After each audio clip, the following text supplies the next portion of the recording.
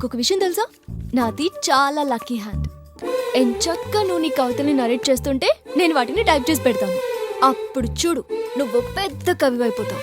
అవును, అప్పుడు కూడా నన్ను ఇలానే చూసుకుంటావా లేక మారిపోతావా? చెప్పు, మాట్లాడవే, చెప్పు. ఏం చెప్పాలి? ఏదో ఒకటి చెప్పొచ్చుగా. చెప్పేమంటావా? నేను రెడీ. సార్, ఆఫీస్ నుంచి కాల్.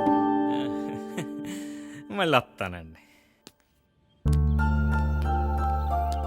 నాన్న నన్ను తనతో పాటు ఊరు తీసుకెళ్ళిపోయి ఉంటే, పెళ్లి చేసేస్తుంటే, అమ్మో, తీసుకెళ్ళుంటే నేను వెతుక్కుంటూ వచ్చేవాడిని. అసలేం చూసుకో నీకంత ధైర్యం?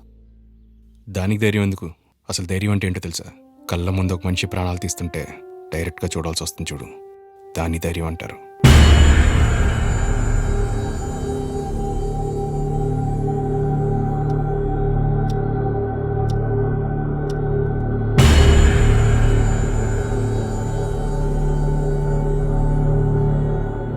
సార్, టైం ఏంటి? తీసుకురమ్మందామా? Okay. Madhava. Yes sir.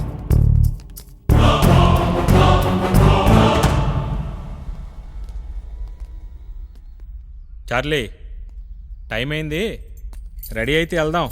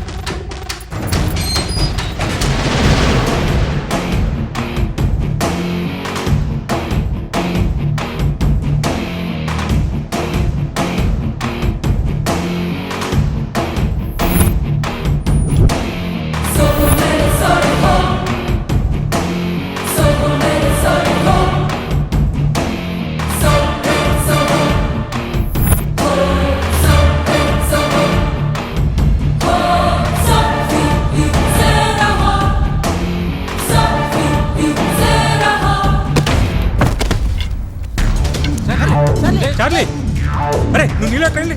Doctor call చేయండి రా. అరే నువ్వు కాల్ పెట్టుకోరా. సార్, చార్లీ అక్కడ పడిపోయాడు.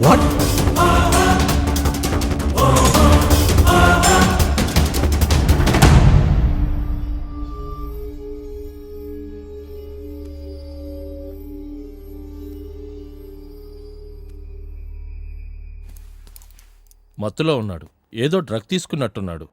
రేపు మార్నింగ్ దాకా స్పృహలోకి రాడు. ఇప్పుడు ఏం చేద్దాం?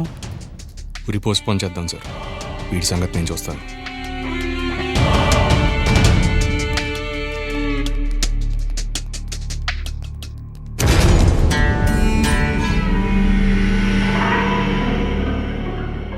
అసలు మీరంతా ఏం చేస్తున్నారయ్యా? ఊరికంబ ఎక్కబోయే ఆ మనిషికి ఆ డ్రగ్ ఎలా దొరికింది? ఇదేనా మీరు చేసే డ్యూటీ?